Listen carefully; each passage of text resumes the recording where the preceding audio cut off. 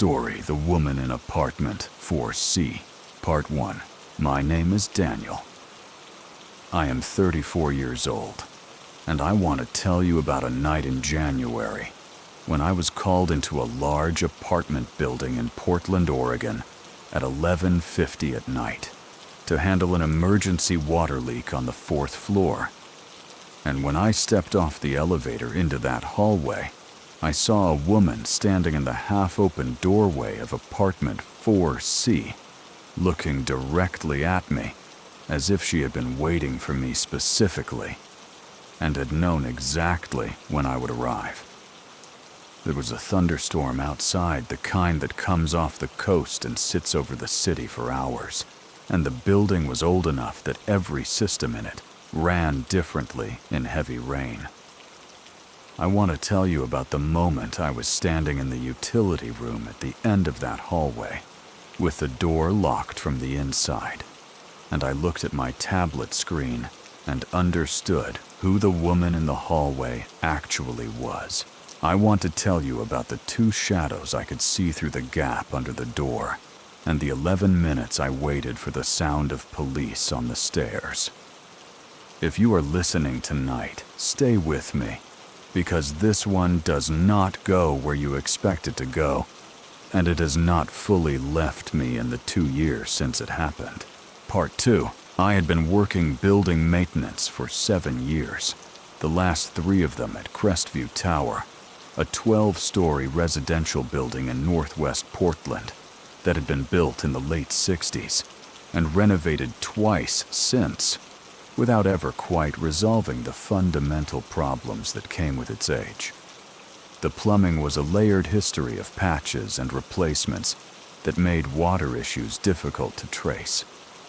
The electrical system had been updated on floors 1 through 6, but not fully on 7 through 12. The elevator ran on a separate system that had its own maintenance contract and its own opinions about when it wanted to work. I knew the building the way you know any complicated machine you've spent years keeping alive, not perfectly, but well enough to know when something was wrong and why. The call came in at 11:42. I was at home 20 minutes away, first on the after-hours emergency rotation. The building supervisor on duty that night, a young guy named Pete, who had been in the position for 4 months, told me there was water coming through the ceiling of apartment 3C, and that the tenant in 3C was reporting it as active and getting worse. Active ceiling leaks in that building almost always originated 1 floor up and 2 units over, due to the angle of the original plumbing runs, which meant my first stop needed to be the 4th floor. I got there at 11:50. The elevator opened onto the 4th floor hallway, which ran the full length of the building with 8 apartments on each side, numbered 4A through 4, H on the left, and 4A through 4, H mirrored on the right. The hallway lights were the standard building fluorescence, slightly yellowed with age running the full length of the ceiling. The carpet was a dark burgundy that had been there since at least the first renovation and absorbed sound in a way that made the hallway feel more enclosed than its dimensions suggested. I stepped off the elevator, and apartment 4C was the 3rd door on the left. The door was open about 4 inches. Warm light through the gap, the specific warm yellow of an incandescent lamp rather than the building fluorescence. And a woman in the gap facing the hallway facing me, hands at her sides. She was around 60 years old, white hair pulled back, wearing a dark cardigan over a collared shirt. She did not move when I stepped off the elevator. She watched me come toward her, with an expression I read as neutral at the time, and thought about differently later. I introduced myself, told her I was the building maintenance technician, responding to the leak report from 3C below, and asked if she had noticed anything in her unit tonight, any sounds from above, any moisture on her own ceiling. She said yes. She said the leak was coming from above her from 5C, and that she had heard water running in the pipes above her bathroom ceiling for the past 2 hours. She said her name was Helen, and that she had lived in the building for a long time, and she knew the plumbing well enough to know it was 5C and not anywhere else. I thanked her and told her I would go up and check and come back if I needed access to her unit. She watched me walk to the elevator without responding. Part 3. Apartment 5C was the corresponding unit directly above 4C on the 5th floor. The hallway on 5 was identical to 4, same carpet, same lights, same layout. The door to 5C was closed. I knocked twice and identified myself. No answer, which was not unusual for an empty unit. I had the master key on my belt and I used it. The apartment was in mid-renovation.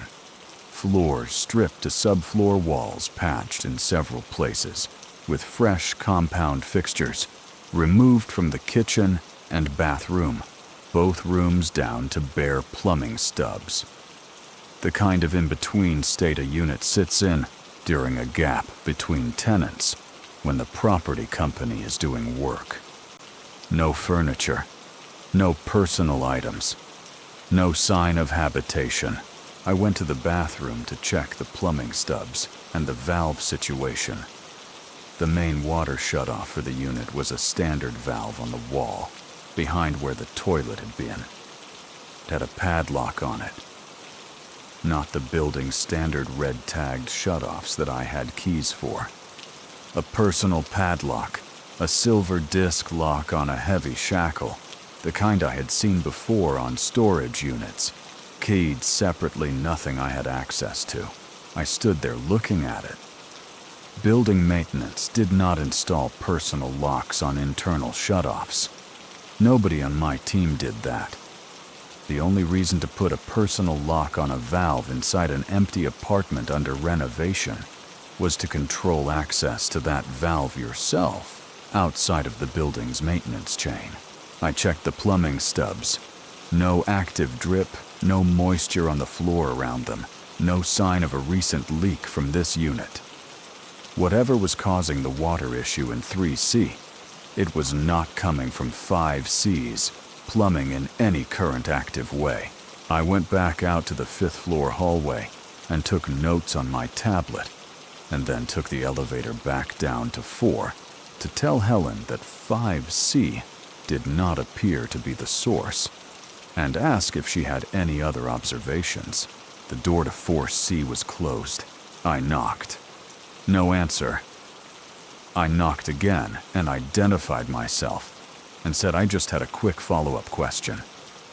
From inside the apartment, clearly audible through the hollow core door, came the sound of footsteps.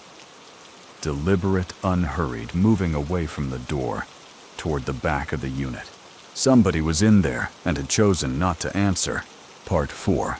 I went back to the elevator and called Pete at the front desk. I asked him to pull the current tenant record for 4C and 5C and read them to me. Pete put me on hold for 90 seconds. When he came back, his voice had a different quality, the kind of careful tone people use when they are reading something they are not sure how to interpret. He said 5C had been locked and sealed by building management 3 weeks ago, pending a police investigation. The previous tenant had been reported missing. The tenant's name was a woman's name, a first and last name, and Pete read it to me carefully. I asked him to repeat it. He did. The name the woman in the doorway of 4C had given me when she introduced herself as Helen was not Helen. I had registered it at the time and written it in my notes on the tablet. The name she had given me matched the name Pete had just read to me from the missing person file connected to apartment 5C. I stood in the 4th floor hallway with the phone against my ear, and I looked at the closed door of 4C, and I understood that I had just had a conversation with a woman whose name was connected to an active missing person investigation, who was currently occupying an apartment that should not be occupied on the floor, directly below a sealed unit connected to that same investigation. I asked Pete about 4C. Another pause. He said 4C had no active tenant. The last lease had expired 7 months ago and had not been renewed. The unit was listed as vacant, pending a new tenancy process that had not yet been initiated. Vacant for 7 months. Occupied tonight. I asked Pete if the building had camera footage on 4 and if I could access it from my maintenance tablet. He said yes and walked me through the remote login. Part 5. The camera on the 4th floor hallway was mounted at the elevator end of the corridor, angled to cover the full length of the hall, including all the unit doors on both sides. The feed was recorded and stored for 30 days on the building's security server. I sat down on the floor of the hallway with my back against the wall opposite 4C, and I went through the footage. The pattern was clear once I was looking for it. Over the past 3 weeks, the footage showed entries to apartment 4C on 11 separate nights. Always after midnight. Always on nights when the building log showed elevated after-hours activity due to weather events. The kinds of nights when Pete or whoever was on duty was fielding multiple calls and not monitoring camera feeds.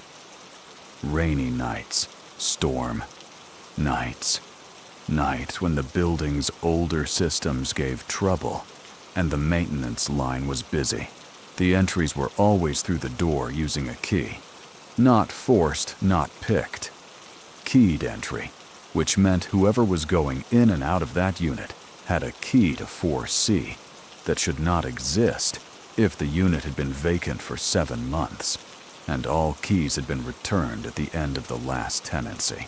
On most entries, the person carried something in.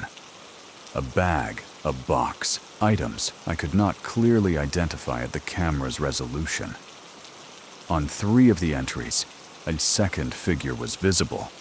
Taller, heavier build, moving quickly and staying close to the wall where the camera angle was weakest. 2 people using an empty apartment as a private space, using weather events as cover for their comings and goings for 3 weeks. The most recent entry in the footage was 2 nights ago. The figure had brought something in and not brought it back out. Whatever it was still in that apartment. I was still looking at the footage when the building's electrical system took a direct hit from the storm. Part 6. The lights in the hallway did not go completely out. The main overheads died, but the emergency lighting system activated within 2 seconds. A strip of low-voltage LED panels running at floor level along both sides of the corridor that put out a dim, red-tinted glow. Enough to see the shape of the hallway, not enough to see faces or details clearly. My tablet stayed on, running on its own battery. I got up from the floor and moved toward the utility room at the far end of the hallway, which housed the floor's electrical sub-panel, and where I needed to be to assess the scope of the outage and radio Pete with a status report. The utility room was the last door on the right before the hallway turned toward the emergency stairwell. I had been in it dozens of times. I knew where the panel was, and where the manual override switches were, and what I needed to check first. I got inside and pulled the door mostly closed behind me, not latched, just resting, and I turned to the panel and started going through the breakers with my flashlight. I heard apartment 4C open. Not a sound I could have mistaken for anything else. The specific sound of that door, which I had listened to twice in the past hour, the slight drag of the bottom edge on the carpet, the click of the latch releasing. It opened, and there was a pause, and then footsteps in the hallway, slow and even moving in the direction of the utility room. I turned off my flashlight. I moved to the door and looked through the gap between the door and the frame where I had left it, not fully latched. She was in the middle of the hallway, standing still in the red emergency light facing toward the utility room. The angle and the light were both wrong for me to see her expression clearly, but her posture was the same as when she had been in the doorway earlier, upright, still oriented with complete precision toward wherever I was. In her right hand, she was holding a ring of keys, not a small personal key ring. A large ring, the flat kind, that holds many keys, the kind that building staff and facilities people carry. A master ring. I eased the door closed and engaged the interior maintenance bolt, a sliding bar lock that was installed on utility rooms throughout the building as a safety measure for when technicians needed to work on live panels without being interrupted. The bolt, seated with a sound I was certain she heard. I stood in the dark with my back against the door, and I opened my tablet. The camera feed was still running on the backup server power. The hallway camera showed her clearly now in the emergency lighting, standing 15 feet from the utility room door facing it. And the building's camera system had a feature I had never had reason to use: an automatic flagging system that ran faces against the tenant database and generated alerts when it detected an unrecognized individual in a secured area. The system had generated an alert 2 minutes ago while I was at the panel. I opened it. The alert showed a camera capture a frame from 30 seconds earlier in the hallway. The woman's face in the emergency lighting clearer than I had been able to see her in person in that red dimness. The system had run it against the tenant database and found no match, which was the trigger for the alert. But below the no match result, there was a secondary flag, a cross-reference against a secondary database, that the building management company used a registry of former tenants and individuals associated with active incident reports on the property. The secondary flag showed a match. The match was to a photograph attached to the missing person report connected to apartment 5C. The woman who had introduced herself to me using the missing person's name was not pretending to be someone else for an obscure reason I had not yet worked out. She was the missing person. She was the person the police had been looking for 3 weeks. She was not missing. She had been here the entire time in the empty apartment 1 floor below her own sealed unit, coming and going in the rain. And tonight, she had come to the door of that apartment and watched me step off the elevator and decided to speak to me. I did not know yet why. I did not know yet what was in apartment 4C, or what the keys in her hand opened, or who the second figure in the camera footage was. I knew I was in a locked utility room on the 4th floor of a building with partial power in a thunderstorm. And there was a woman in the hallway outside who had master keys and had been using this building as something I didn't have a word for yet. I called 911. Part 7. I kept my voice as low as I could manage and still be understood. I gave the dispatcher the building address, my name, my location within the building, and a compressed version of what I knew. Missing person connected to active investigation. Currently in the hallway outside my position. Second individual possibly also present.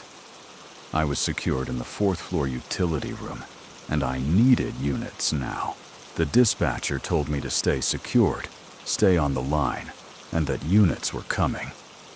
She asked me to describe any sounds I could hear.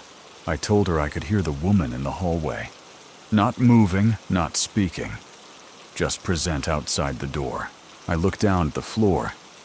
In the gap under the utility room door, in the red tint of the emergency lighting, I could see the shadow of her feet. She was standing directly outside the door. Not knocking. Not speaking. The shadow was still, and the feet were pointed toward the door. and she was simply standing there in the dark hallway, waiting the way you wait when you are not in any hurry, because you believe you have more time than the person on the other side of the door. I told the dispatcher what I was seeing. She told me to stay calm and that units were 4 minutes out. 3 minutes passed. I watched the shadow under the door. It did not move. Then I heard the stairwell door at the far end of the hallway open. Footsteps heavier than hers. A different weight and pace moving up the hallway from the stairwell end. The kind of footsteps that belong to someone larger, moving with purpose, not trying to be quiet. The second figure from the camera footage, coming from the stairwell, which meant coming from inside the building, which meant they had been somewhere in the building this whole time. Now there were 2 shadows under the door. Neither of them spoke. They were standing outside the utility room door in the dim red hallway, and neither of them made a sound. And I stood on the other side of the bolt with my phone in my hand, and I listened to the storm outside, and I waited. The 11 minutes between my 911 call and the sound of police on the stairwell were the longest 11 minutes I have sat through, before or since. I am not going to dress that up. I counted them. I watched the shadows under the door. At one point, maybe 6 minutes, and the larger shadow crouched down, and I saw fingers come under the gap of the door, not reaching in, just there, testing the gap, width, assessing. I stepped back from the door without making a sound, and I watched those fingers, and I did not breathe. And after about 10 seconds, they withdrew. I heard the stairwell door again at the 11-minute mark. But these footsteps were different. Multiple sets, fast, the specific rhythm of people moving with coordinated intent. And then a voice calling out clearly, "Portland Police." And then everything outside the door changed at once. Part 8. They took both of them in the hallway, without physical incident. I heard it through the door, the voices, the commands, the sounds of compliance. And then, an officer knocked on the utility room door and identified herself by name and badge number, and told me it was clear. I slid the bolt and opened the door. The hallway was full of officers, and the emergency lighting was still the only illumination. And in the red tint of it, I could see her being walked toward the elevator, hands behind her back, looking straight ahead. She did not look toward me. The man was already gone, taken down the stairwell. He was large as the camera footage had suggested, wearing a jacket with a hood still up from the rain. I gave my statement in the 4th floor hallway for 40 minutes, and then a second statement at the precinct the following morning. What they found in apartment 4C took the rest of that night and most of the following day to fully document. The unit had been converted into a sustained living space. A bed, supplies, a functioning camp stove, clothing, personal documents, cash. Evidence of months of occupation, not weeks. She had been in that apartment since long before the missing person report was filed, which meant the missing person report itself was something she had either arranged or anticipated. The keys she had been carrying were a full master set for the building, which accounted for her ability to come and go from every part of the property, including the sealed 5C above. The man with her was the subject of an active warrant in Idaho on charges I am not going to detail here because some of it is still in legal proceedings.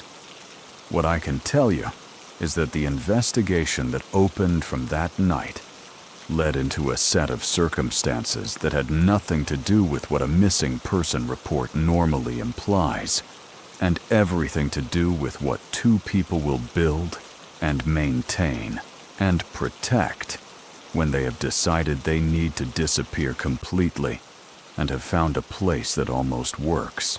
She had used the building's own rhythms against it. She had learned which nights were busy, which systems failed in the rain, which staff member was on duty, and how stretched they would be during a weather event. She had built a pattern around the building's vulnerabilities and lived inside it for months without being found, until a ceiling in 3C started leaking, and Pete called me at 11:42 on a January night, and I stepped off the elevator at 11:50, and she was standing in the doorway of 4C, and she looked at me like she had been expecting me. I think about that look. I have thought about it many times in the 2 years since. She had watched me come off the elevator and made a calculation in real time and decided that the best move was to come to the door and speak to me and feed me a story and send me to 5C, where I would find nothing actionable and come back, and she would not answer, and I would eventually move on to other explanations. It almost worked. If I had not called Pete to verify the tenant records, if the name she gave me had not been specific enough to match the missing person file, if the camera system's secondary flag had not been active that night, the story she told me would have held long enough for her to move. The detail that undid it was the name.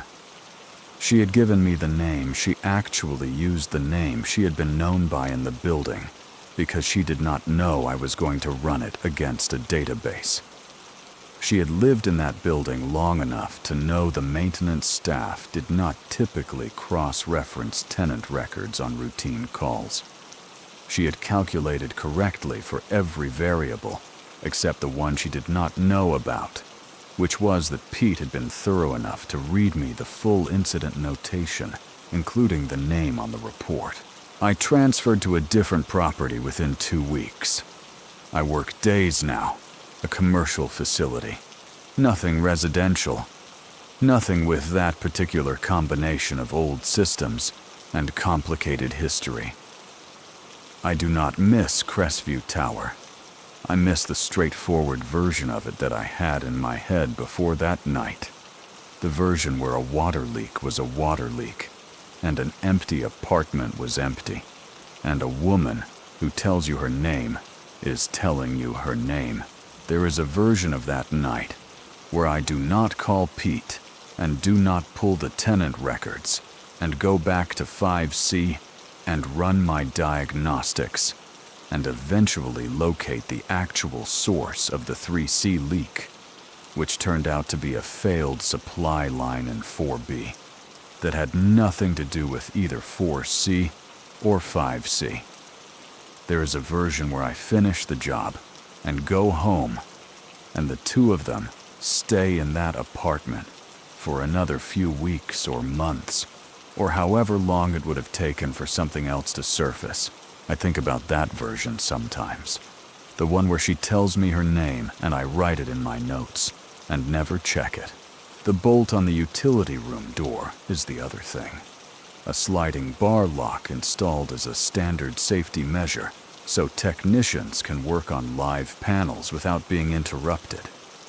I had used it maybe twice before that night for its actual purpose.